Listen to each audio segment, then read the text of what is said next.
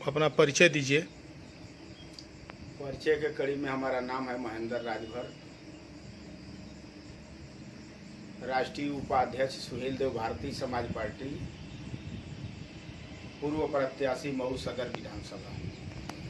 ये जो आप लोग धरना कर रहे हैं, इस धरना करने का क्या मतलब है, क्यों धरना कर रहे हैं?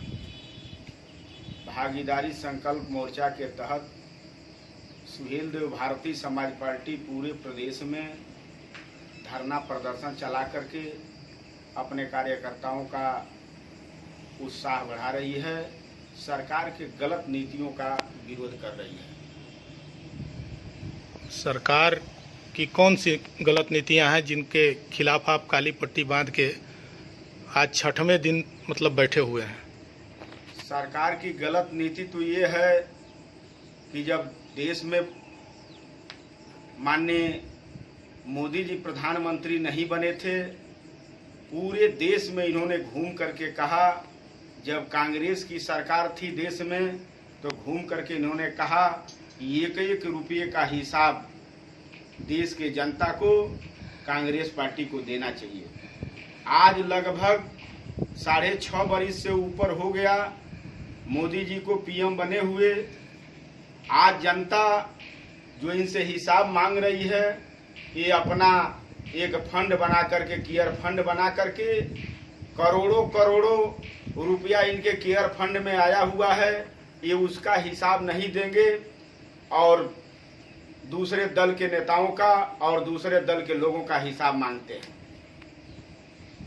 ये जो आप लोग कह रहे हैं कि सरकार मजदूर विरोधी है, मजदूरों का उत्पीड़न कर रही है, जबकि सरकार कह रही है कि हम उनके खाते में सहयोग राशि भेज रहे हैं, उनको घर तक पहुंचा रहे हैं, उनको हर तरह की सुख सुविधा मुहैया करा रहे हैं, उनको ट्रेन से फ्री में भेज रहे हैं। इस पर आपका क्या कहना है? भारतीय मजदूरों का देश और प्रदेश की सरकार केवल आंस पोछ रही है। अगर आंस नहीं पोछना होता तो देश के प्रधानमंत्री जी ने जो महामारी से लड़ने के लिए देश में इन्होंने लॉकडाउन किया और देश के लोगों को घर में कैद करने का काम किया। देश के प्रधानमंत्री जी ने ये भी कहा था कि एक भी भारतीय मजदूर को हम खाने के बिना मरने नहीं देंगे। जो भी भारतीय मजदूर अपने जिला अपने गांव के लिए जाना चाहेगा, उस भारतीय मजदूर को हम बिना किराए का अपने रेल से भेजेंगे, अपने रोडवेज से भेजेंगे। लेकिन ऐसा नहीं हुआ, केवल इनका भाषण ही भाषण रह गया। भाषण यह साबित कर दिया कि जुमलेबाजी है। अगर जुमलेबाजी नहीं होती तो आप जरा सोचिए कि जो बम्बई में रहता है, जो गुजरात और महाराष्ट्र, लुधियाना और हरियाणा, पंजाब में रहता है, पंजाब में रहने वाला भारतीय मजदूर साइकिल के सहारे अपने गांव तक आया, पैदल चल करके अपने गांव तक आया, बिना खाना खाए हुए, बिना पानी पिए हुए। हजारों हजार लोग रास्ते में आते समय लोगों ने खाने के बिना दम तोड़ दिया, पानी के बिना दम तोड़ दिया। लेकिन देश के प्रधानमंत्री और उत्तर प्रदेश के मुख्यमंत्री कहते हैं कि प्रवासी मजदूर।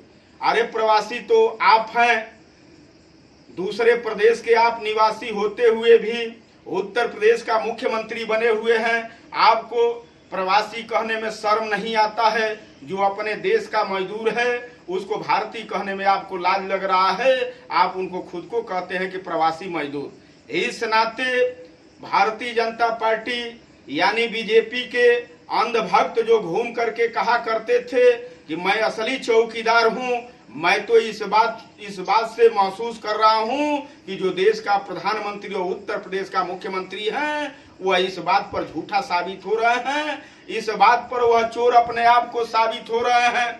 जब कांग्रेस पार्टी की देश में और प्रदेश में सरकार थी तो भारतीय जनता पार्टी और भारत का प्रधानमंत्री एक एक पैसे का हिसाब मांगता था। तो चौकीदार आप जान लीजिए किसको कहा जाता है, जो अच्छे ढंग से गाँवों में, थानों पर, विभिन्न जगहों पर चौकीदारी करके देश की लोगों की रक्षा और सुरक्षा कर सके। यह देश का प्रधानमंत्री गलत तरीके से ये अपने आप को साबित करते हैं कि मैं असली चौकीदार हूं। चौकीदार आप होते, अगर ओरिजिनल आप चौकीदार होते अगर भारत का ओरिजिनल आप बेटा होते तो निश्चित तौर पर महामारी आने से पहले इस बात को आप जान लेते कि देश में महामारी आएगी और महामारी से हमको लड़ना है। इस नाते आप अपनी कही हुई बातों से आपने साबित कर दिया है कि महामारी से मैं लड़ने के लिए लोगों को इस बात को महसूस नहीं करा रहा हूं कि लॉकडाउन कर रहा हूं, आप घर में कैद रहोगे।